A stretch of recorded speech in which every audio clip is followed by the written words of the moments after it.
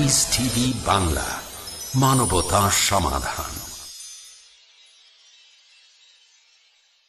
Oh, you who believe, give charity for the pleasure of Allah,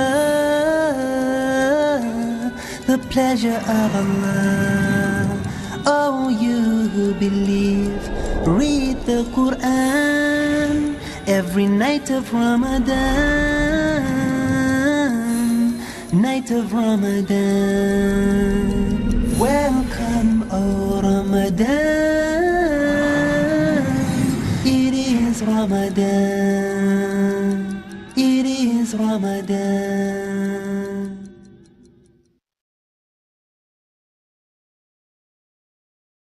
প্রিয় মুসলিম এবং অমুসলিম ভাই ও বোনেরা, আসসালামু আলাইকুম ওয়া রাহমাতুল্লাহি ওয়া বারাকাতুহু। আমাদের স্রষ্টা আল্লাহ তাআলার দয়া, শান্তি ও রহমত আপনাদের সবার উপরে বর্ষিত হোক।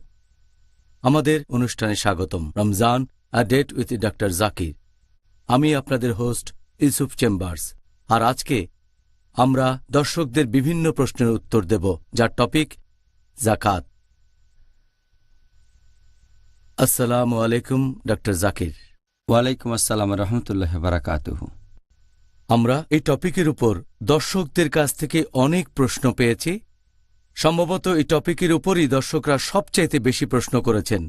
তাহলে আমি প্রশ্নগুলো হাতে নিয়ে আপনাকে জিজ্ঞাসা করা শুরু করি। ডক্টর জাকির, প্রথম প্রশ্ন করেছেন আমাদের একজন দর্শক। এখানে বেশ কয়েকটা প্রশ্ন আছে যেগুলোকে কিছুটা টেকনিক্যাল বলা যায়, আর আমি নিশ্চিত আপনিও এগুলো সম্পর্কে জানেন। তবে কিছু লোক বলে যে সম্পদের উপর জাকাত দেয়া যদি নিসাব লেভেলের উপরে থাকে, সেটা তাকে দিতে হবে নাকি জীবনে মাত্র একবার। যদি আপনি কোনো সম্পদ বা স্বর্ণের উপর জাকাত দেন, তাহলে পরের বছর জাকাত দিতে হবে না। এটা নিয়ে কি বিশেষজ্ঞগণের মধ্যে মতভেদ আছে? আলহামদুলিল্লাহ, ওয়াসসালাতু ওয়াসসালাম আলা রাসূলিল্লাহ ওয়া আলা আলিহি ওয়া সাহবিহি আজমাইন, আম্মা বাদ। আউযু বিল্লাহি মিনাশ শাইতানির রাজীম। বিসমিল্লাহির রহমানির রহিম। রব্বি ইশরাহ লি সাদরি ওয়া ইয়াসসির লি আমরি ওয়াহলুল উকদাতাম মিন লিসানি ইয়াফকাহু কাওলি। আপনার এই প্রশ্নটার উত্তরে বিশেষজ্ঞগণের কোনো মতভেদ নেই যে জাকাত প্রতি বছর দিতে হবে নাকি জীবনে একবার দিলেই সেটা চলবে। গত 1400 বছরে সেই সাহাবীগণদের সময় থেকে শুরু করে তারপর এখন পর্যন্ত কোনো বিশেষজ্ঞ বা কোনো আলেম বলেননি যে জাকাত জীবনে মাত্র একবার দিলেই আর কখনো দেওয়া লাগবে না।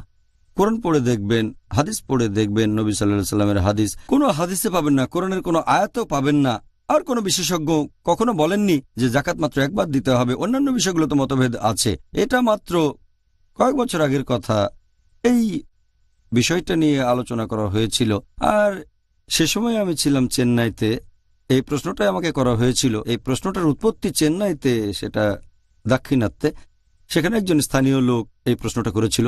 হাদিসে এরকম অসংখ্য উদাহরণ দেওয়া আছে যে জাকাত প্রতি বছর একবার দিতে হবে।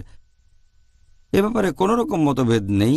জানি না এই ইস্যুটা তারপরে কিভাবে আসে। যদি আপনি নবী সাল্লাল্লাহু আলাইহি সাল্লামের হাদিস পড়েন, এটার উল্লেখ আছে সুনান আবু দাউদ খণ্ড নম্বর 2, বুক অব জাকাত, হাদিস নাম্বার 1568। আমাদের নবী মুহাম্মদ সাল্লাল্লাহু আলাইহি সাল্লাম বলেছেন, যদি তোমার 200 দিরহাম থাকে, এই সম্পদ যদি 1 বছর সঞ্চিত থাকে, তাহলে 5 দিরহাম জাকাত দেবে। তার মানে 2.5%, 40 ভাগের 1 ভাগ।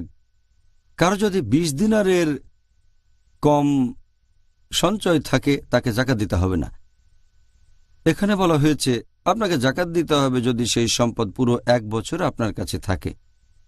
এখানে বলা হয়নি যে জীবনে একবার দিতে হবে। আমরা বুঝতেই পারছি 2 বছর সঞ্চিত থাকলে 2 বার দেবেন, 3 বছর থাকলে 3 বার দিতে হবে।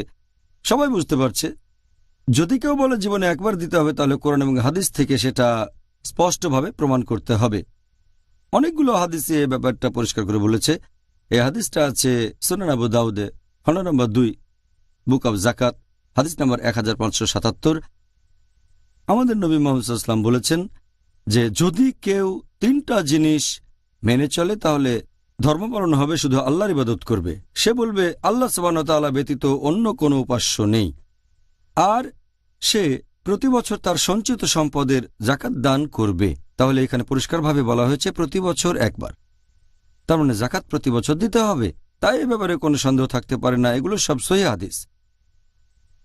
এছাড়াও আরও কিছু রেফারেন্স দিয়ে এই দাবিটা ভুল প্রমাণ করা যায় যে জীবনে মাত্র একবার জাকাত দেবেন।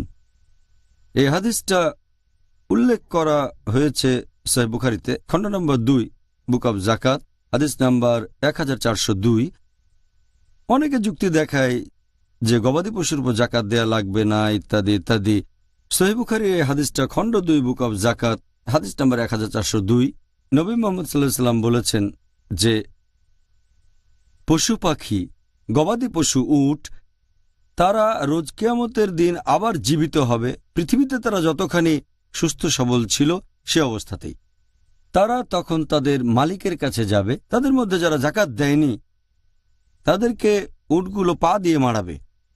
হাদিসটা আরও বলছে ভেড়াগুলো পৃথিবীতে যেমন সুস্থ সবল ছিল সে অবস্থাতেই থাকবে, আর যদি মালিক জাকাত না দেয় তারা শিং দিয়ে গুঁতো দেবে আর তাদেরকে খুর দিয়ে মারাবে। তার মানে গবাদি পশুর উপরেও জাকাত দিতে হবে। এছাড়াও একটা হাদিসে হযরত আবু বকর রাদিয়াল্লাহু আনহু বলেছেন, এটা আছে সহিহ বুখারী খণ্ড নম্বর 2, বুক অব জাকাত, 1399 এবং 1400 নম্বর হাদিস। সে সময় কিছু আরব তারা জাকাত দিতে চায় না, সেজন্য বিদ্রোহ করল। হযরত আবু বকর রাদিয়াল্লাহু আনহু বললেন তিনি এই লোকগুলোর বিরুদ্ধে যুদ্ধ ঘোষণা করবেন।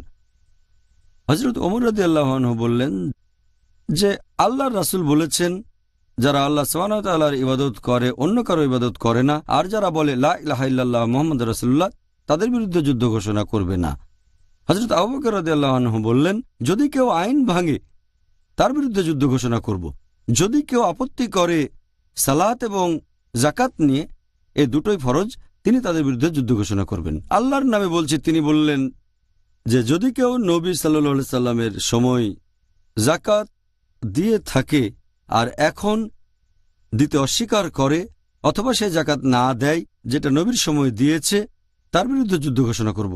তার মানে হলো এই, যদিও তারা জাকাত দিয়েছে গত বছরে, এবছরও দিতে হবে। আর যদি জাকাত না দেয় হযরত আবু বকর রাদিয়াল্লাহু আনহু তাদের বিরুদ্ধে যুদ্ধ ঘোষণা করবেন।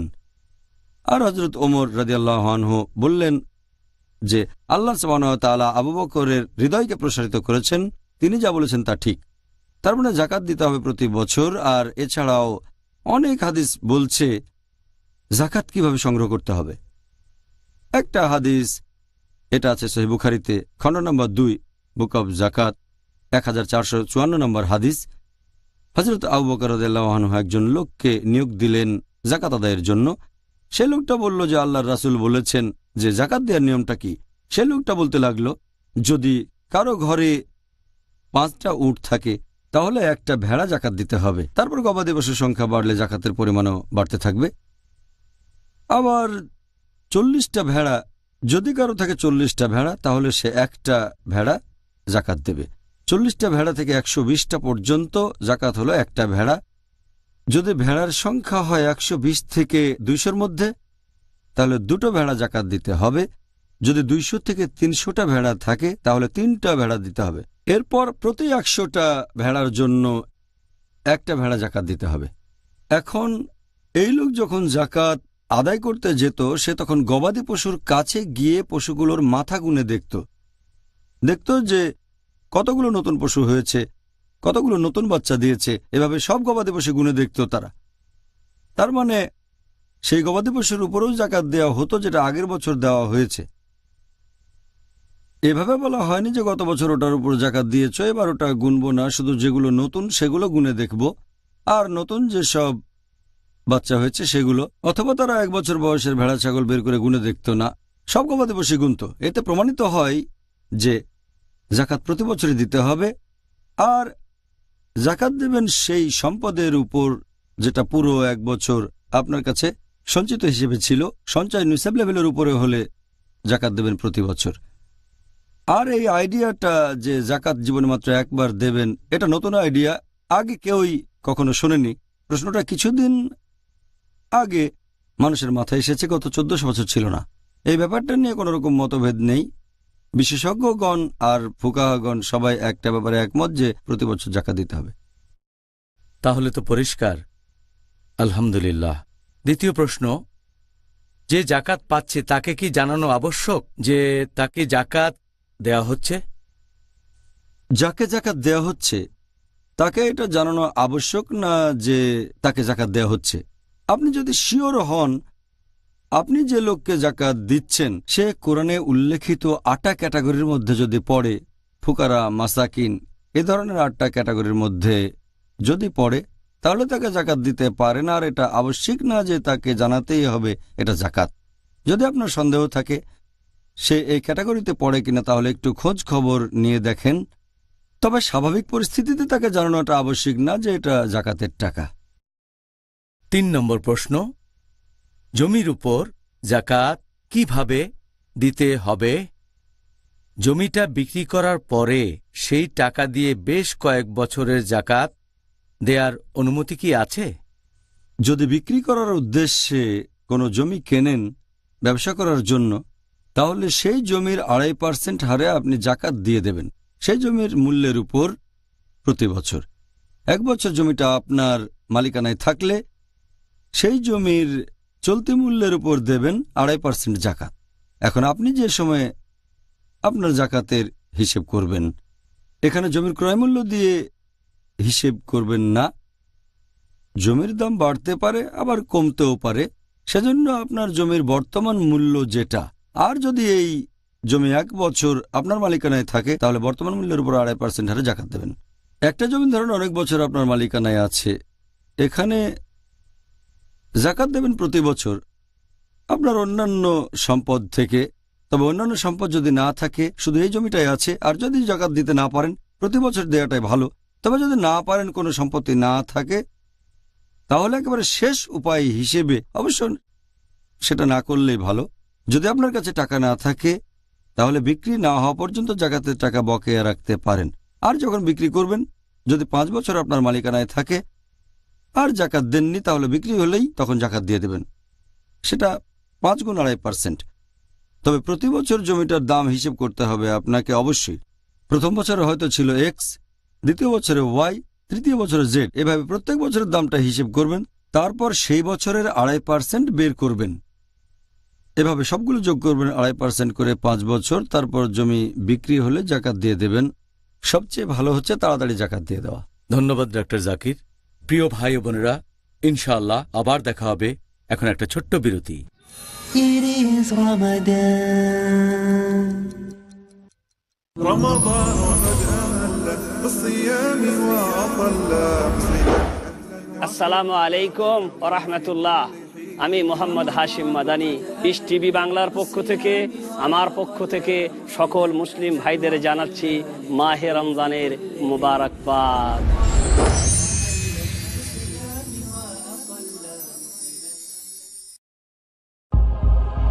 ইলম, বিদ্যে। কোরআনের বিদ্যা হচ্ছে মূল বিদ্যা। ইসলামের অপর নাম হলো জানা, আর এর বিরোধী নিয়ম নীতির নাম হলো জাহেলিয়াত, না জানা। নিশ্চয়ই শিক্ষিত মানুষই আল্লাহকে ভয় করে। যে বিদ্যা না হক হক বুঝে না, সত্য মিথ্যা বুঝে না, সেটা মূলত বিদ্যা নয়। যে বিদ্যা আল্লাহর সত্তাকে খুঁজে বের করতে পারে, যে বিদ্যা জাহান্নামকে ভয় করতে পারে, মূলত সেটাই বিদ্যা। আসুন জ্ঞান অর্জনের মাধ্যমে জান্নাতের কাছাকাছি যাই। দেখুন ফাজাইলে আমল, প্রতি রবিবার সন্ধ্যা 5:30 বাংলাদেশে ও সন্ধ্যা 5টায় ভারতে, পিস টিভি বাংলায়।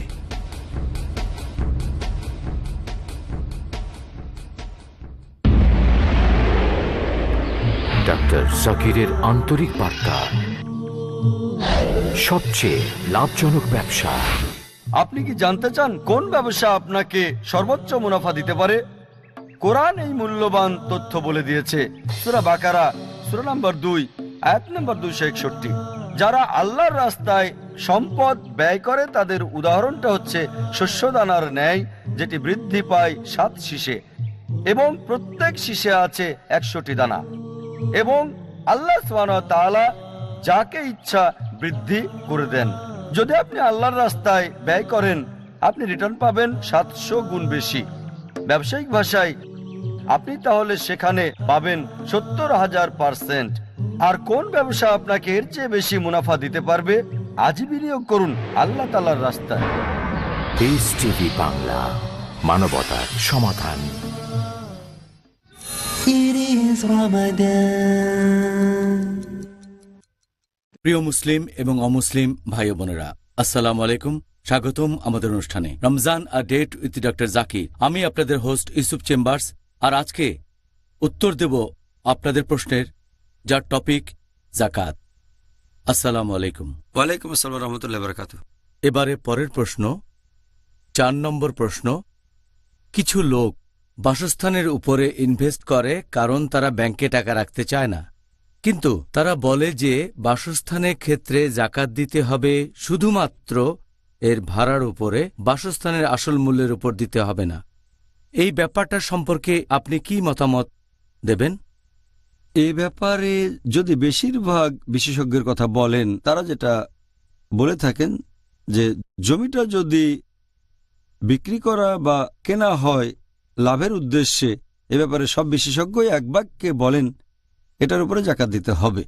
আগের প্রশ্নের উত্তরেও বলেছি, যখনই 1 বছর পূর্ণ হয়ে যাবে আপনি যে জমিটা কিনেছেন সেটার যাকাত দিতে হবে। তবে যদি জমি থাকে আর সেটা ভাড়া দেন, একটা বাড়ি কিনলেন তারপর সেটা ভাড়া দিলেন, বেশিরভাগ বিশেষজ্ঞ বলেন যে বাড়ির মূল্যের উপর যাকাত ধরা যাবে না। যাকাত দেবেন যে ভাড়াটা পাচ্ছেন তার উপরে। আপনি ভাড়া পেলেন, সেই টাকা যদি আপনার কাছে 1 বছর সঞ্চিত থাকে আর যদি নিসাব লেভেলের উপরে হয়, তাহলে যাকাত দেবেন ভাড়ার উপরে, সেই বাড়ি, ফ্ল্যাট বা জমির দামের উপরে না। কিন্তু এখনকার দিনে বেশিরভাগ লোক ইনভেস্টমেন্টের জন্য জমি কেনে, তারপর সেটা ভাড়া দেয়। তাহলে সমস্যাটা হচ্ছে যে লোকে জমি কিনে তারপর সেটা ভাড়া দিচ্ছে। তবে যদি মনে করে 4-5 বছর পরে জমির দাম বেড়ে গেলে সেটা বিক্রি করে দিতে পারবে, এখন জমিটা খালি ফেলে রাখবে না, সেজন্য তারা ভাড়া দেয় অন্য লোকের কাছে যার ফ্ল্যাটের প্রয়োজন আছে। এখন তাকে যাকাত দিতে হবে কি হবে না, এটা নিয়ে কিছু মতভেদ আছে, বিশেষজ্ঞগণের মতভেদ। কিছু বিশেষজ্ঞ বলেন ঠিক আছে, ভাড়ার উপরে যাকাত দেবেন যদি 1 বছরের বেশি আর নিসাব লেভেলের উপরে থাকে। যখন বিক্রি করবেন তখন জমির দামের উপর আপনি 2.5% হারে যাকাত দিয়ে দেবেন। তবে কিছু বিশেষজ্ঞ আছেন যারা কথা বলেন না, এ মতের সাথে একমত না। তারা বলেন যে আপনি যদি জমি কেনেন আর সেটা কাউকে ভাড়াও দেন, সেই জমিটার মূল্য বাজারে জমিটার অথবা ফ্ল্যাটের মূল্যের উপরে প্রতি বছর যাকাত দেবেন। ইবনে আকিলের মতো বিশেষজ্ঞগণ কথা বলেছেন। ইবনুল আরাবি, ইবনে আকিল হলেন হাম্বলি, ইবনুল আরাবি তিনি আবার মালিকি, শেখ আবু জহরা ইনি হানাফি, আব্দুর রহমান আল হাসান, শেখ আব্দুল ওয়াফ খালাফ তিনি বর্তমানের একজন বিখ্যাত আলেম, শেখ ইউসুফ আল কারদাভি, এরকম আরও অনেক বিশেষজ্ঞ বলেছেন যদি কোনো লোক অনেকগুলো ফ্ল্যাট কিনে সেগুলো ভাড়া দেয়, তাহলে তাকে সেই ফ্ল্যাটের দামের উপরেও যাকাত পরিশোধ করতে হবে। কিন্তু একজন গরিব লোক, তার কোনো উপার্জন নেই, কোনো ব্যবসা নেই, আছে মাত্র একটা বাড়ি যেখানে সে থাকে, আরেকটা বাড়ি থেকে ভাড়া পায়, এখানে সবাই একমত যে সে ভাড়ার উপরে যাকাত দেবে যদি সঞ্চয় নিসাব লেভেলের উপরে থাকে। তবে অনেক ধনী লোক আছে যাদের অনেক ফ্ল্যাট, তারা এই ফ্ল্যাটগুলো কিনে সেগুলো ভাড়া দিয়েছে, এরকম প্রচুর সম্পদ আছে। তারা যদি বেশিরভাগ বিশেষজ্ঞগণের সাথে একমত হন যে যাকাত দিতে হবে শুধু ভাড়ার উপরে, ধরেন একজন লোকের 100টা ফ্ল্যাট আর তারপর দাম পড়েছে হয়তো $1000 আর যে ভাড়া পায় সেটা দিয়ে তার ব্যক্তিগত চাহিদাগুলো মিটে যায়, আর 1 বছর ঘোরার আগে, ভাড়া পাওয়ার আগেই সে আরেকটা ফ্ল্যাট কিনল। তাহলে যদি তার স্বর্ণের গহনাগাটি না থাকে তখন তার যাকাতই দেওয়া লাগবে না। ধরেন 100টা ফ্ল্যাট আস্তে আস্তে হলো 110, 120, 130, হয়তো বা সেই লোক বোম্বের সবচেয়ে ধনী মানুষদের একজন হয়ে গেল, বা অন্য শহরে তার কাছে হয়তো শহরের অর্ধেক সম্পত্তি আছে, অর্ধেক সম্পদ তার। এখন যদি বলেন প্রতি বছর জাকাত দিতে হবে না, সে হয়তো একজন কোটিপতি, শহরের অর্ধেক হয়তো তারই, অথবা 4 ভাগে 3 ভাগই সে ভাড়া পাচ্ছে। যখন ভাড়ার টাকা পাচ্ছে, 1 বছর পূর্ণ হওয়ার আগেই সে টাকা দিয়ে তার চাহিদা মেটালো, জমি কিনে। এখানে সে জমির উপর জাকাত দিচ্ছে না, ভাড়ার উপর দিচ্ছে। তাহলে সেই লোক দিন দিন আরো বেশি ধনী হয়ে যাচ্ছে, জমির দামের উপরে 1 টাকাও দেবে না জাকাত। সেজন্য আমি কম সংখ্যক বিশেষজ্ঞগণের সাথে একমত, যেমন ইবনুল আরাবি, ইবনে আকিল, শেখ আবু জহরা, শেখ ইউসুফ আল কারদাভি, এই বিশেষজ্ঞগণ বলেছেন যদি কারো মালিকানা এরকম অনেক জমি থাকে আর তারা সেখানে বাড়ি বানিয়ে ভাড়া দেয়, তাহলে তাকে সেই জমির বর্তমান মূল্যের উপরেও জাকাত দিতে হবে। বাজারে সেই জমিটার অথবা সেই বাড়িটার বর্তমানে যে দাম, তার 2.5% প্রতি হিজরি সালে জাকাত হিসেবে দিয়ে দিতে হবে। আমি এই বিশেষজ্ঞগণের সাথে একমত। আর যদি নাও হয়, যদি জাকাত হিসেবে টাকা বেশি দিয়ে ফেলেন, আল্লাহ আপনাকে প্রশ্ন করবেন না, অবশ্যই সেজন্য আপনি পুরস্কার পাবেন। যদি সাদকা দেন, সেজন্য সওয়াব পাবেন। তাই যখনই মনে সন্দেহ আসবে, দূর করার চেষ্টা করবেন, সেই দিকে যাওয়ার চেষ্টা করবেন যেখানে সওয়াব বেশি পাওয়া যায়। কারণ জাকাতের পরিমাণটা কম, কিন্তু যদি বেশি দিয়ে দেন, আল্লাহ খুশি হবেন। লজিক্যাল বলে মনে হচ্ছে। প্রশ্ন 5, অনেক ধনী মুসলিম আছে যারা বিশাল বাড়ি তৈরি করে, যেটা তাদের প্রয়োজনের চাইতে অনেক বেশি। সেই বাসার উপর জাকাত দিতে হবে না যেখানে সেই লোক বসবাস করে। বাড়িটা যদি ছোটখাটো হতো তাহলে টাকাটা বেঁচে যেত, তাকে কোনো জাকাত দেয়া লাগতো না। আর যেহেতু তারা বিশাল বাড়ি বানান, সেই জন্য তারা জাকাত দেয়া থেকে অব্যাহতি পায়। আপনি কি বলবেন? এখানেও এ ব্যাপারেও বিশেষজ্ঞগণের মতভেদ আছে। সাধারণ নিয়মটা হচ্ছে, মৌলিক চাহিদাটা কি, সেটা হচ্ছে একটা বাসস্থান। সেই বাসস্থানে আপনি আশ্রয় পাবেন, থাকবেন নিরাপদে গরম, ঠান্ডা, বৃষ্টি থেকে, এগুলোই মৌলিক চাহিদা। আর আপনি যে বাসায় থাকবেন সেটার উপর জাকাত দিতে হবে না, এটা নিয়ে কোনো মতভেদ নেই। তবে পরিস্থিতি যদি এরকম হয়ে যায় যে কেউ বানিয়েছে একটা প্রাসাদ, তার স্ত্রী আর 3-4 জন ছেলে মেয়ের জন্য লাগবে 2টা রুম, 3টা রুম, 4টা রুম, 6 রুম, কতগুলো, কিন্তু যদি থাকে প্রাসাদ যেটার সমান হয়তো 10টা সাধারণ বাড়ি, সেটার উপরে তাকে কি জাকাত দিতে হবে? এখানেও বেশিরভাগ বিশেষজ্ঞ তারা বলেন যে আপনি যে বাড়িতে থাকবেন সেটার উপরে জাকাত দিতে হবে না। তবে এটা পড়বে আরেকটা ক্যাটাগরিতে, যার নাম ইসরাফ। আল্লাহ পবিত্রকরণে বলেছেন সূরা ইসরা অধ্যায় নম্বর 17 আয়াত নম্বর 26 ও 27 যে তোমরা অপব্যয় করো না, অপচয় করো না, কারণ যারা অপব্যয় করে তারা হচ্ছে শয়তানের ভাই।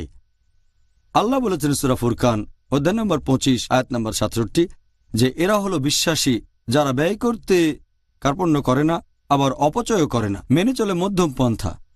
তাহলে অপচয় করা হারাম ইসলামে, তাই এই ধরনের প্রাসাদ বানানো সম্পূর্ণ নিষিদ্ধ। কেউ বলে হারাম, কেউ বলে মাকরু, সেটা যাই হোক না কেন। তবে যেহেতু সেখানে থাকছেন, তাই বেশিরভাগ বিশেষজ্ঞ বলেন জাকাত দিতে হবে না। কিন্তু এখানেও সেই বিশেষজ্ঞগণ ইবনে আকিল, ইবনুল আরাবি, শেখ আবু জহরা, শেখ আব্দুল ওয়াফ খালাফ, শেখ আব্দুর রহমান আল হাসান, শেখ ইউসুফ কারদাভি, এই বিশেষজ্ঞগণ বলেন যে কেউ যদি বানায় প্রাসাদ যেটা মৌলিক চাহিদার চেয়ে অনেক বেশি, চাহিদা মিটিয়েও অনেক বেশি, তাহলে এটা অতিরিক্ত সম্পদ। আর আমি আপনার সঙ্গে একমত, এই টাকা দিয়ে 10টা বাড়ি কিনে একটাতে থাকতে পারেন, তাহলে বাকি 9টা বাড়ির উপরে জাকাত দিতে হতো। যেহেতু বাড়িটা অনেক দামি, সেজন্য বিশেষজ্ঞগণ বলেন যে এই বাড়ির উপরেও জাকাত দিতে হবে। অথবা সেই লোকের অনেকগুলো বাড়ি আছে, বাড়িগুলোর উপরে জাকাত দেবে, আমি এটার সাথে একমত। আর যদি জাকাত নাও হয়, সেই ধনী লোক সে যদি 2.5% হারে জাকাত দেয়, এটা তার জন্যই ভালো। শেষ বিচারের দিনে এই কাজগুলো তার পক্ষে কথা বলবে। আর সেজন্য আমার মতে এরকম বাড়ির উপরে জাকাত দিতে হবে, এটা বেশি ভালো। অনেক ধন্যবাদ ডক্টর জাকির। পরের প্রশ্নটাও করেছেন একজন দর্শক। কিছু মুসলিম আছে যারা অনেক ধনী, আর তাদের আছে অনেকগুলো কোম্পানি আর ফ্যাক্টরি আর অনেক সম্পদ। এখন তাদেরকে কি যাবতীয় সম্পদের উপর জাকাত দিতে হবে যেগুলোর তারা মালিক, নাকি শুধুমাত্র পণ্যদ্রব্যের উপর জাকাত দিতে হবে? এই ব্যাপারটা নিয়েও মতভেদ আছে, তবে সাধারণ নিয়মটা হচ্ছে আপনি আপনার ব্যবসার বিভিন্ন মালপত্রের উপর জাকাত দেবেন যেগুলো কেনাবেচা করবেন, তবে আপনার ব্যবসার জায়গাটার উপরে জাকাত দেবেন না। যাতায়াতের জন্য যানবাহন ব্যবহার করলে সেটার উপর জাকাত দিতে হবে না। এখানে শুধু ব্যবসায় ব্যবহৃত মালপত্রের উপর জাকাত দেবেন। তবে যদি এমন হয় যে কোনো মুসলিমের অনেক কোম্পানি আছে, অনেক ফ্যাক্টরি আছে, সে হয়তো লক্ষ লক্ষ ডলারের মালিক, সে কি শুধু মালপত্রের উপরে জাকাত দেবে নাকি সব সম্পদের উপর? এখানেও একদল বিশেষজ্ঞ বলেন যেহেতু সে অনেক ধনী আর কোম্পানি অনেক বড়, সাধারণত ধনী লোকজন যেটা করে তারা একটা কোম্পানি খোলে, সেখান থেকে যে লাভ করে সেটা ঘরের ভিতর রেখে দেয় না, লকারে রেখে দেয় না, অথবা স্বর্ণ কিনে রাখে না, আরেকটা ফ্যাক্টরি কিনে। এটা ইনভেস্টমেন্ট। তাহলে যার কয়েকটা ফ্যাক্টরি আছে, হয়তো সে মাসে লক্ষ লক্ষ ডলার আয় করে, ব্যবসা চালু করার ৩-৪ মাস পরে সে আরও একটা কোম্পানি বানালো, আর তার আয় তখন আরও বাড়লো, আরেকটা ফ্যাক্টরি বানালো। সে যদি শুধু মালপত্রের উপর জাকাত দিয়ে থাকে, তার সম্পদের তুলনায় এই মালপত্র খুবই সামান্য, কিন্তু সেই ফ্যাক্টরির দাম হবে হয়তো কয়েকশো কোটি ডলার। আমি এখানে সেই বিশেষজ্ঞগণের সাথে একমত যারা বলেন যদি কোনো লোকের অনেকগুলো ফ্যাক্টরি থাকে, তাকে জাকাত দিতে হবে পুরো সম্পত্তির উপরেই, ফ্যাক্টরি আর জমির উপরেও জাকাত দিতে হবে। আমাদের নবী মুহাম্মদ সাল্লাল্লাহু আলাইহি ওয়াসাল্লাম বলেছেন, এটা আছে সহিহ বুখারীতে, খণ্ড নম্বর ৭, হাদিস নম্বর 5672। নবী বলেছেন যে কোনো লোক যেসব কাজে ব্যয় করে তার সবকিছুর জন্যই সে পুরস্কার পাবে, শুধুমাত্র বাড়ি বানানোতে যেটা ব্যয় করে সেটা বাদে, তাহলে বাড়িঘর বানানোর প্রতিদান পাবেন না। এছাড়াও আরেকটা হাদিস আছে সহিহ বুখারীতে, খণ্ড নম্বর ৪, হাদিস নাম্বার 3185। আমাদের নবী মুহাম্মদ সাল্লাল্লাহু আলাইহি ওয়াসাল্লাম বলেছেন যে আমি আমার উম্মতদের দারিদ্র্য নিয়ে অতটা চিন্তিত নই যতটা চিন্তিত তাদের উন্নতি আর সমৃদ্ধি নিয়ে। কারণ আগেকার দিনে অনেক জাতি ধ্বংস হয়ে গেছে শুধুমাত্র বিলাসিতার জন্য। তারা প্রতিযোগিতা করত। আমি আমার উম্মতদের বিলাসিতা নিয়ে চিন্তিত যে তারা অন্যের প্রতিযোগিতা করবে, আর যেভাবে আগের জাতিগুলো ধ্বংস হয়েছে সেভাবে তারাও ধ্বংস হবে। নবী এইসব বিলাসিতার ব্যাপারে চিন্তিত ছিলেন যে এরকম বিশাল বিশাল প্রাসাদ বানাবেন, বড় বড় ফ্যাক্টরি বানাবেন। আর এখানে একটা উদাহরণ দিচ্ছি, ধরেন এরকম একটা ঘটনা যে কিছু শেয়ার কিনলেন স্টক মার্কেটে, হালাল স্টক, হালাল শেয়ার, যেটা হচ্ছে হালাল কোম্পানি। এখন বিশেষজ্ঞগণকে জিজ্ঞেস করেন এই শেয়ারের উপর কি জাকাত দিতে হবে? তারা বলবেন হ্যাঁ। শেয়ারটার যে মূল্য NAV, নেট অ্যাসেট ভ্যালু, সেটার উপর জাকাত দিতে হবে। যখন আপনি কোনো কোম্পানির শেয়ার কিনছেন, সেই শেয়ারের দামের মধ্যে কোম্পানির সব সম্পত্তি আছে, দামটা শুধু মালপত্রের না। তাহলে যখন শেয়ার কিনছেন স্টক মার্কেট থেকে একটা কোম্পানির, তখন সেই শেয়ারের পুরো দামের উপরে জাকাত দিচ্ছেন। যদি একটা কোম্পানি সম্পূর্ণভাবে একজন মালিকানায় থাকে, তার মানে সে হলো কোম্পানির একমাত্র শেয়ার হোল্ডার। স্টক মার্কেটে যখন 1-2% শেয়ার কিনছেন, সেই 1-2%-এর পুরো জাকাত দিচ্ছেন। এটার মধ্যে আছে জমির দাম, সবকিছু। এখানে পুরো কোম্পানিটা তার, কিন্তু জাকাত দেবেন শুধু মালপত্রের। এভাবেই পার্থক্যটা দেখানো যেতে পারে। শেয়ারের ক্ষেত্রে পুরো সম্পদের উপর জাকাত দিচ্ছেন, একইভাবে কোম্পানির মালিক হলেও পুরো সম্পদের উপর জাকাত দেবেন। আর ইনশাআল্লাহ এতে করে লোকের সম্পদ আরো বাড়বে, সওয়াবও বাড়বে ইনশাআল্লাহ। সবচেয়ে ভালো যে আল্লাহ বলেছেন সূরা তাওবা অধ্যায় 9 আয়াত 34-35 যে তোমরা স্বর্ণরৌপ্য পুঞ্জীভূত করো না। অনেক লোকই আছে যারা স্বর্ণ আর রৌপ্য জমিয়ে রাখে আর তা থেকে আল্লাহ তাআলার পথে ব্যয় করে না, সেটার জাকাত দেয় না। তাদের ভয়ঙ্কর শাস্তির সংবাদ দাও। দোজখের আগুনে তাদের সেই সম্পদ উত্তপ্ত করা হবে, তারপর সেটা দিয়ে ছাপ দেওয়া হবে তাদের কপালে, শরীরের সামনে আর পেছনে। সেদিন তাদের বলা হবে তোমাদের পুঞ্জীভূত সম্পদের স্বাদ গ্রহণ করো। তাই আমি সেই বিশেষজ্ঞগণের সাথে একমত যারা বলেন যে কোনো প্রাসাদ থাকলে তার উপর জাকাত দিতে হবে, অনেক বাড়ি থাকলেও জাকাত দিতে হবে। যদি জমি কোথাও ভাড়া দেন তার উপরও জাকাত দিতে হবে। ফ্যাক্টরির উপর জাকাত দেবেন। তার ব্যাপারটা দেখেন, সেই লোক যদি আসলে অনেক ধনী হয়, অনেক টাকার মালিক, তার সব সম্পত্তিরই জাকাত দিতে হবে। আর আমি জানি মৌলিক চাহিদার উপর কোনো জাকাত দিতে হবে না, তবে এটা নিরাপদ আখিরাতের জন্য। এভাবে ফ্যাক্টরি এবং জমির উপরে জাকাত দিলে আখিরাতের জন্য ভালো, সে দোজখের আগুন থেকে দূরে থাকতে পারবে। আপনাকে অনেক ধন্যবাদ ডক্টর জাকির। প্রিয় ভাই ও বোনেরা, ইনশাআল্লাহ আবার দেখা হবে এখন একটা ছোট্ট বিরতি। It is Ramadan.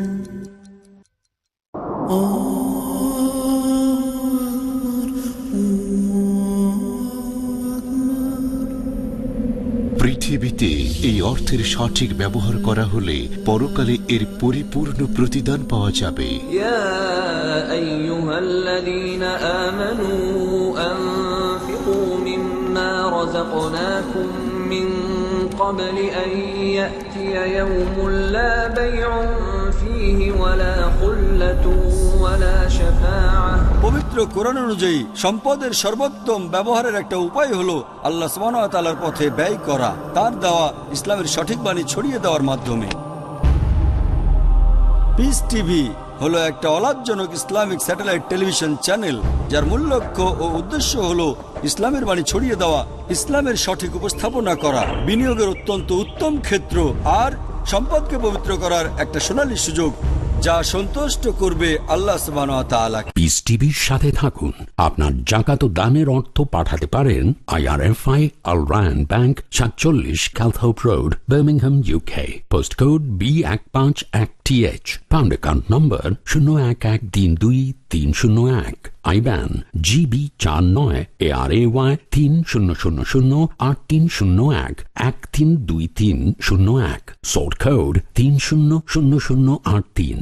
Swift BIC code ARAY GB22. টাকা পাঠিয়ে আমাদের ইমেল করুন support@peacetv.tv। পিস টিভি, মানবতার সমাধান।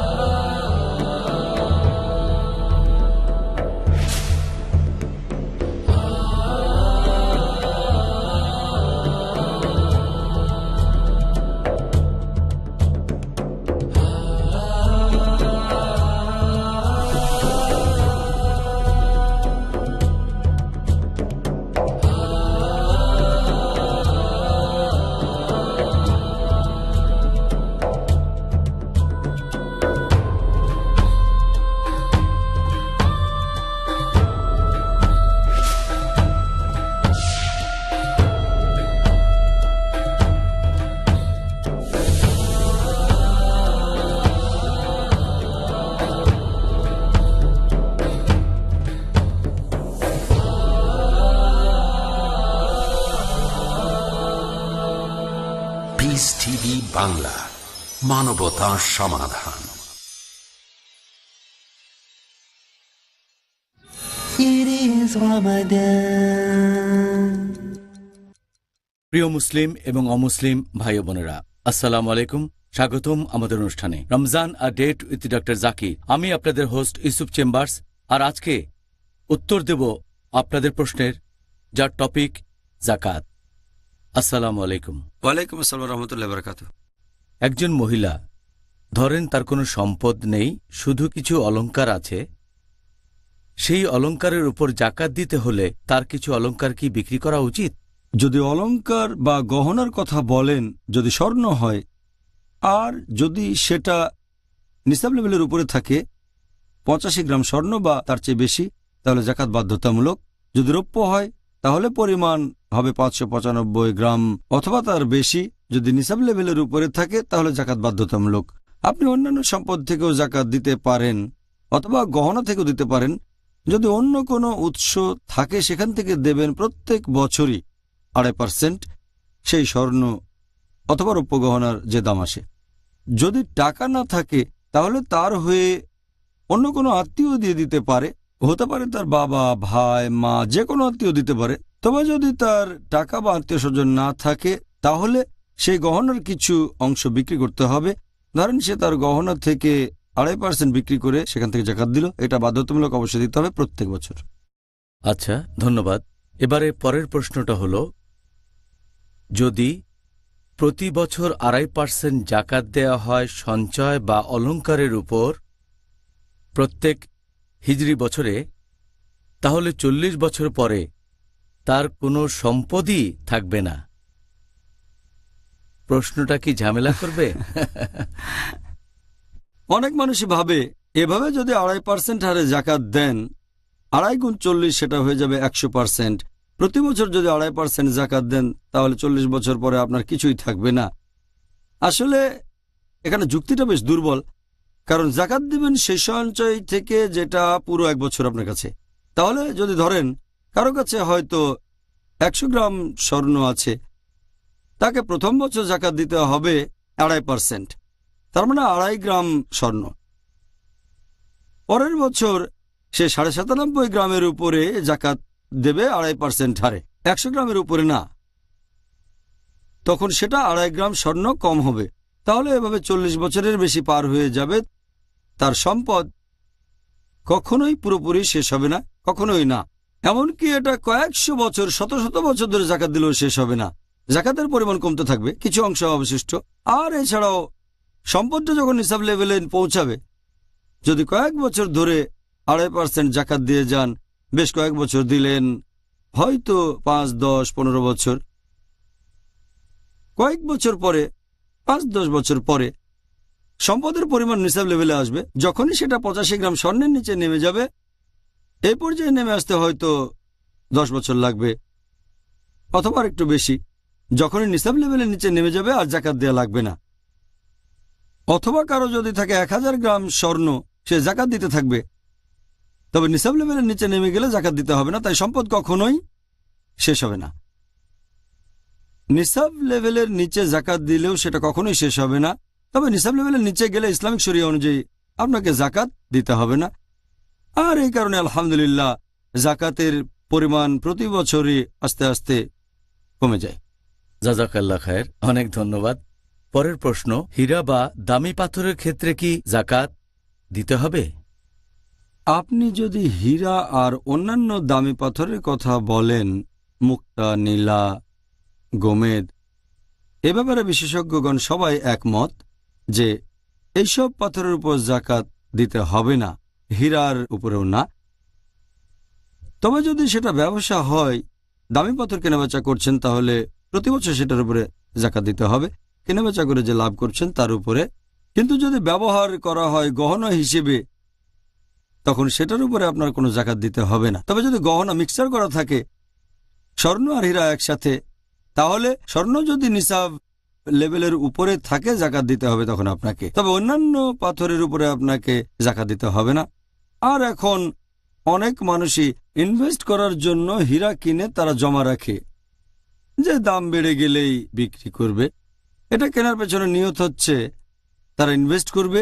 এ ব্যাপারে কিছু বিশেষজ্ঞ তারা বলেন যে যদি ইনভেস্ট করার নিয়ত থাকে আপনার, আর সেজন্য কিনে থাকেন, লাভ করার জন্য কেনেন, তাহলে সেই হীরার উপরে জাকাত দেবেন। তবে যদি সেটা ব্যক্তিগত কাজে বা গহনা বানাতে ব্যবহার করেন, সেই হীরা বা দামি পাথরের উপর জাকাত দিতে হবে না।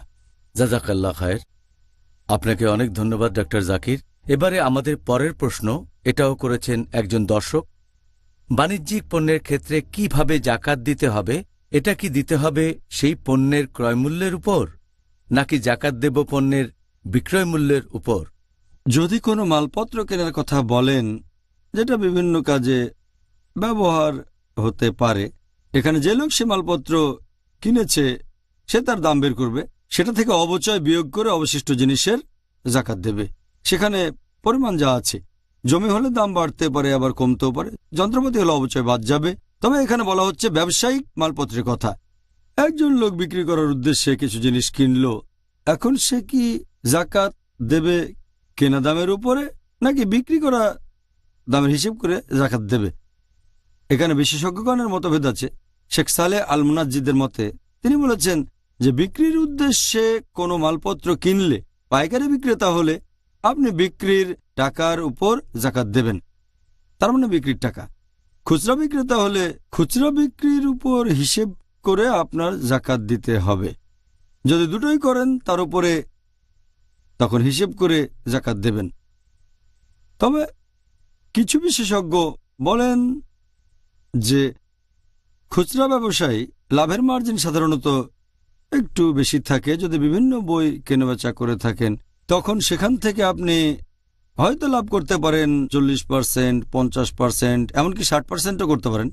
তাহলে কারো যদি একটা বড় বইয়ের দোকান থেকে থাকে বা চেন বুক স্টোর, আর তার কাছে হয়তো $1,00,000 মূল্যের বই আছে, বিক্রি করলে সে পাবে $2,00,000। তার জন্য এই $2,00,000 উপর জাকাত দেয়া বেশি হয়ে যাবে।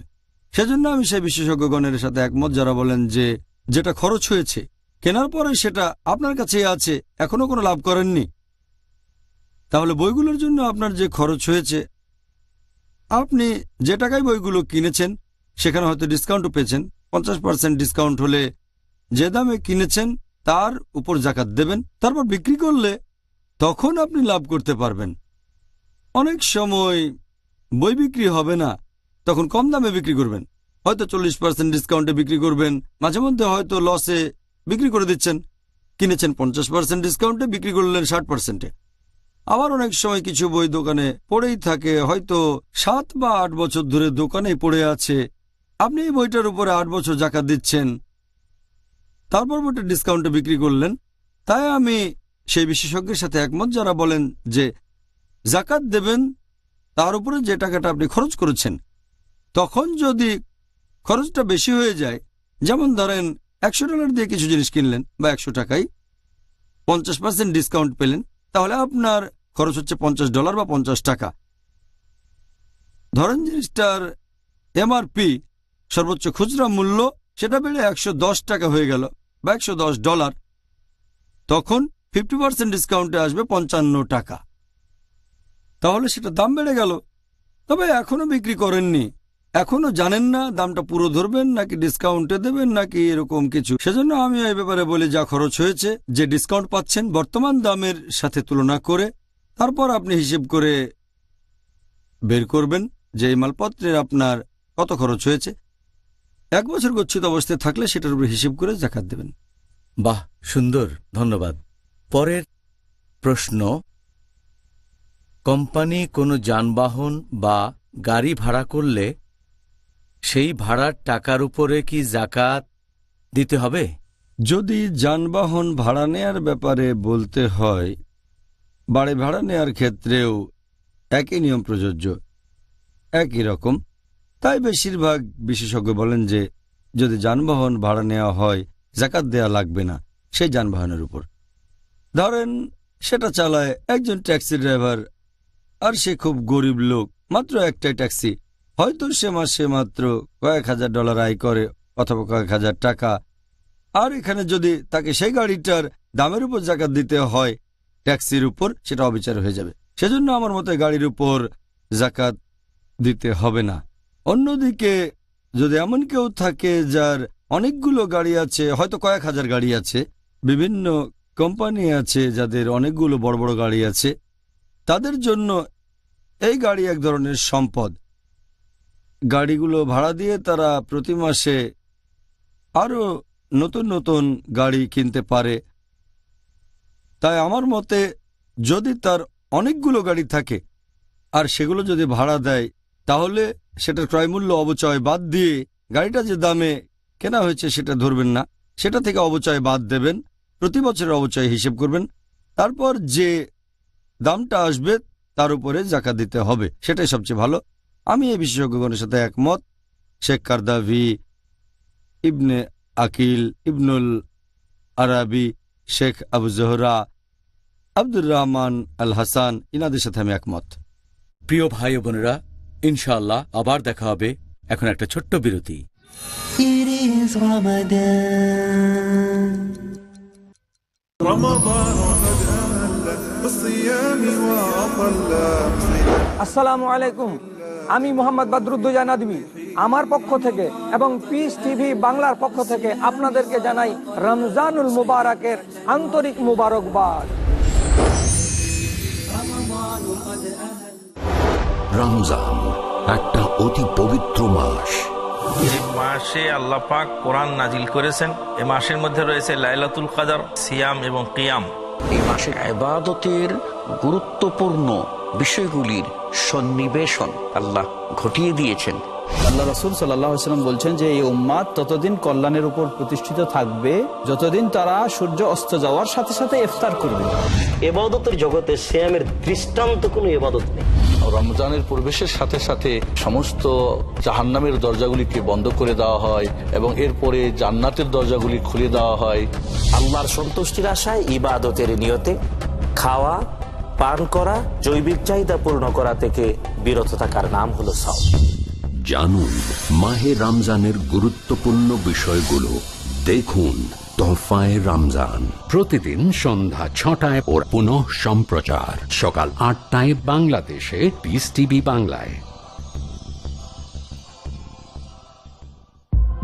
আমরা ইসলামকে কিভাবে অনুসরণ করব?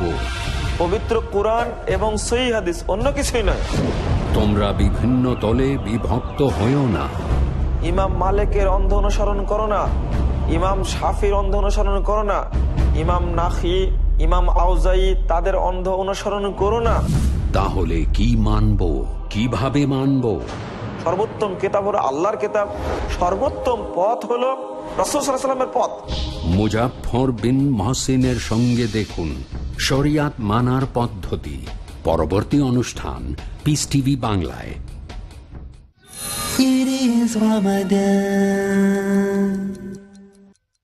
প্রিয় মুসলিম এবং অমুসলিম ভাই বোনেরা, আসসালামু আলাইকুম। স্বাগতম আমাদের অনুষ্ঠানে Ramzan a date with doctor Zakir. আমি আপনাদের হোস্ট ইউসুফ চেম্বার্স, আর আজকে উত্তর দেব আপনাদের প্রশ্নের, যার টপিক যাকাত। আসসালামু আলাইকুম। ওয়ালাইকুম আসসালাম রহমতুল্লাহ বারাকাতুহু। পরের প্রশ্ন আরেকজন দর্শক, এমন কিছু মুসলিম আছে যারা অনেক বছর ধরে যাকাত দেয় না। এখন তারা যদি অনুশোচনা করতে চায়, তাহলে তাদেরকে কি আগের বছরগুলোর যাকাত দিতে হবে? যদি দিতে হয়, তাহলে সেই যাকাতটা কিভাবে হিসাব করবে? কারণ তাদের কাছে কোনো রেকর্ডপত্র নেই যে কত বছর ধরে কি পরিমাণ যাকাত তাদের দেয়া হয়নি। এ প্রসঙ্গে আমি আগেও বলেছি যে রমজান হচ্ছে অনুশোচনার মাস। এই অনুশোচনার কয়েকটা শর্ত আছে। যদি কোনো অন্যায় করেন, গুনাহ করেন, সেটা তখনই বন্ধ করবেন, ভবিষ্যতে আর করবেন না। আর যদি শুধরাতে পারেন, আপনি এখন জানেন জাকাত না দেয়াটা খারাপ, মানছেন জাকাত না দেয়া খারাপ, বন্ধ করেন। তার মানে জাকাত দেওয়া বন্ধ করবেন না, জাকাত দিয়ে যান। আর খেয়াল রাখবেন ভবিষ্যতে যেন কখনো জাকাত মিস না করেন। প্রতি বছর জাকাত দেবেন, আগের ভুলগুলো শুধরাতে পারেন। তার মানে আগের জাকাতগুলো দেবেন, কারণ জাকাত হচ্ছে গরিব মানুষের হক। ৮ ক্যাটাগরির মানুষকে তাদের প্রাপ্য জিনিস থেকে আপনি বঞ্চিত করেছেন, সেটা আসলে তাদের পাওনা। তাহলে যদি আগের জাকাত না দেন আর বুঝতে পারেন যে জাকাত দিতে হবে, সেখানে আনুমানিক হিসেব করবেন যে আগের বছরগুলোতে জাকাত কেমন আসতে পারে। 5 বছর জাকাত না দিলে আনুমানিক একটা হিসেব, যদি সঠিকভাবে হিসেব করতে পারেন আমার এই সম্পত্তি ছিল, তাহলে তার উপর জাকাত দেন। যদি সেটা করতে না পারেন, তাহলে আন্দাজ করতে পারেন, আনুমানিক একটা হিসেব বের করবেন, সেটা 5 বছর, 10 বছর বা 15 বছরের। প্রতি বছর আপনার উদ্বৃত্ত সম্পদ বা সঞ্চয়ের 2.5% হিসেব বের করে যত তাড়াতাড়ি সম্ভব দিয়ে দেবেন। যত তাড়াতাড়ি দেবেন ততই ভালো, তাহলে আসলে অনুতপ্ত হয়েছেন।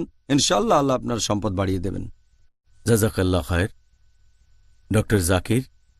পরের প্রশ্ন, আমাদের একজন দর্শক জানতে চাচ্ছেন সেই লোকের যাকাত কি কবুল করা হবে যদি সে যাকাত দিয়ে ফেলে এমন কোনো একজন অযোগ্য লোককে ভুল করে?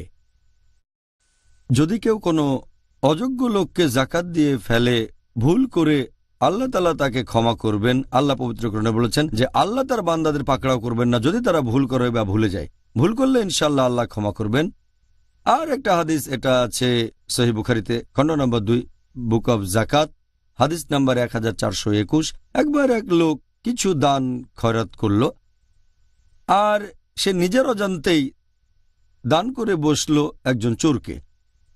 পরের দিন মানুষজন বলাবলি করতে লাগলো যে লোকটা দান করেছে একটা চোরকে। লোকটা বলল, সমস্ত প্রশংসা আল্লাহর, আমি আবার দান করব। সে বাইরে গিয়ে না জেনে দান করলো এক ব্যভিচারিণীকে। পরের দিন মানুষজন আবার বলাবলি করতে লাগলো, ও এবারে দান করেছে একজন ব্যভিচারিণীকে। লোকটা বলল, সমস্ত প্রশংসা আল্লাহর, আমি আবার দান করব। পরের দিন সেই লোক যাকাত দিতে গিয়ে ভুল করে দিল একজন ধনী লোককে। আবার মানুষজন বলতে লাগলো, ও এবারে দান করেছে ধনী লোককে, ও সমস্ত প্রশংসা আল্লাহর। সে তখন আল্লাহর কাছে দোয়া করতে লাগলো যে সে ভুল করেছে।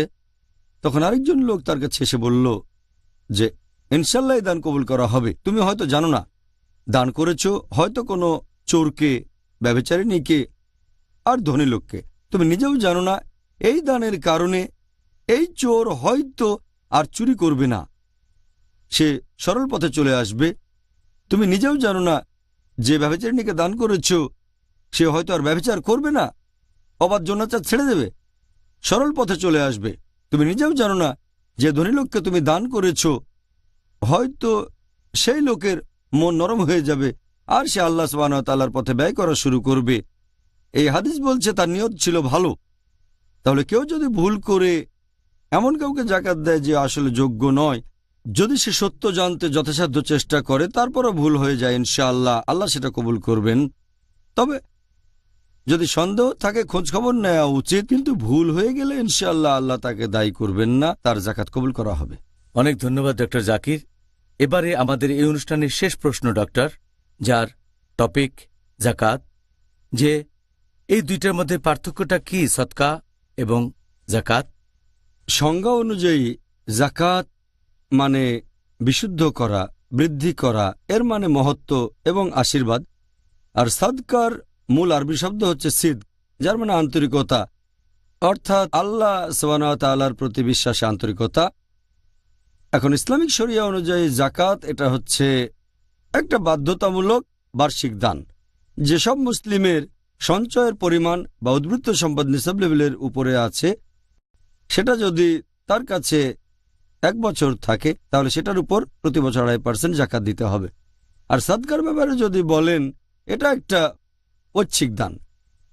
যাকাত দেওয়াটা আল্লাহর ইবাদত, আল্লাহ তাআলার আদেশ মেনে চলা। সাদকা দেওয়াটা আল্লাহর ইবাদত, আল্লাহর আদেশ মেনে চলা, তবে এটা ঐচ্ছিক। যাকাত আর সাদকার মধ্যে প্রধান পার্থক্য হচ্ছে যাকাতের ক্ষেত্রে কিছু শর্ত পূরণ করতে হবে। 1 নাম্বার, এটা হতে পারে বিশেষ কিছু জিনিসের উপর, যেমন হতে পারে স্বর্ণ, রৌপ্য, স্বর্ণ বা রৌপ্যের অলংকার, পণ্যদ্রব্য, হতে পারে ব্যবসার কাজ, কৃষিদ্রব্য, গবাদি পশু, এরকম বিভিন্ন জিনিস। সাদকার ক্ষেত্রে আপনার কোনো সম্পদ থাকতে হবে না, আপনি সাদকা দিতে চাইলে দিয়ে দিতে পারেন। আর 2 নাম্বার, যাকাতের ক্ষেত্রে এই সঞ্চয় বা উদ্বৃত্ত সম্পদ আপনার কাছে গচ্ছিত থাকবে পুরো 1 বছর, তারপর দেবেন যাকাত। সাদকার ক্ষেত্রে আপনার কাছে কোনো নির্দিষ্ট পরিমাণ সম্পদ নির্দিষ্ট সময়ের জন্য থাকতে হবে না, আপনি চাইলে যে কোনো সময় সাদকা দিয়ে দিতে পারেন।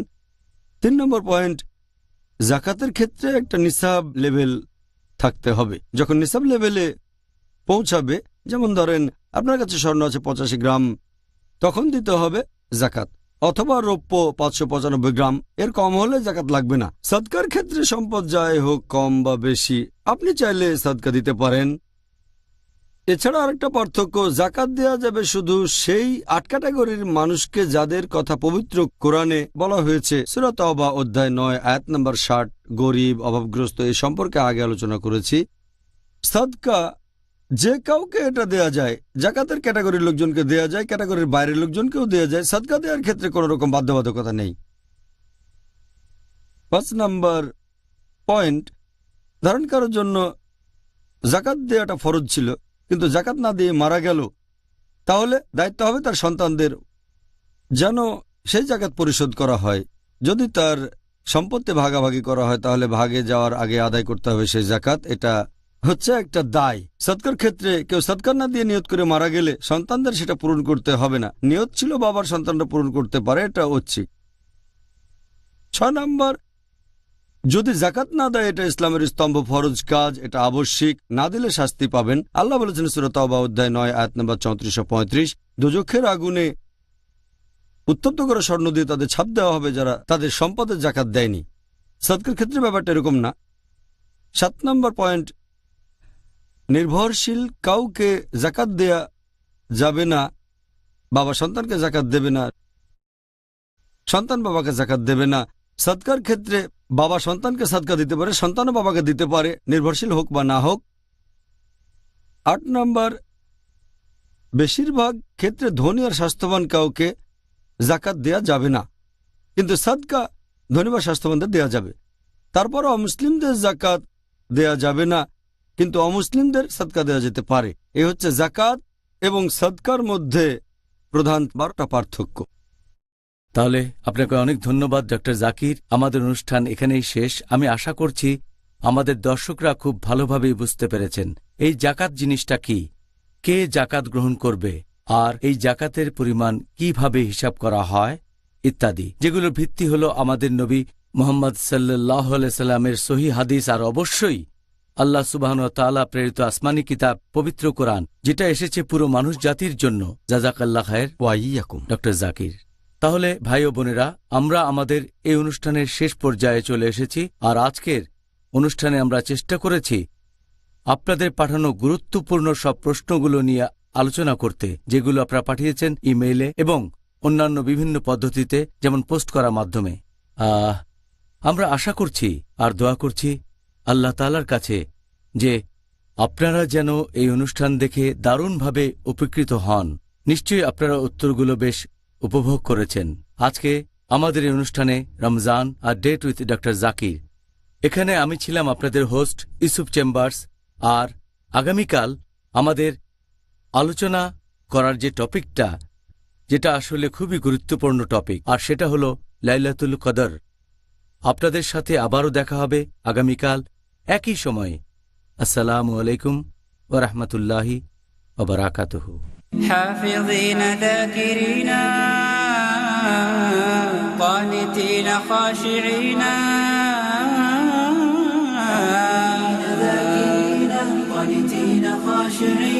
مسلمين مؤمنين للإله عابدين. شهرنا صوم وعتق وقنوت فيه صدق، يومنا صبر ورفق بدموع البائسين. رمضان قد أهل بالصيام وأطل مسعدا أهلا وخلا ليته في كل حين.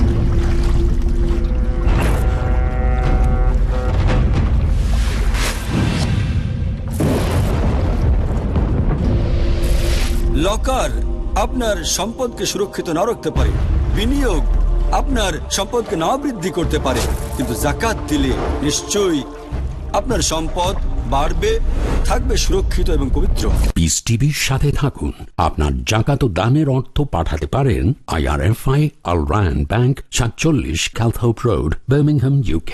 Post code B151TH। Pound account number 01132301।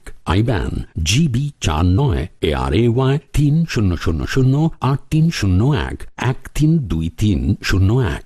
Sort code 300083। Swift BIC code ARAY GB 22। টাকা পাঠিয়ে আমাদের ইমেল করুন support@peacetv.tv।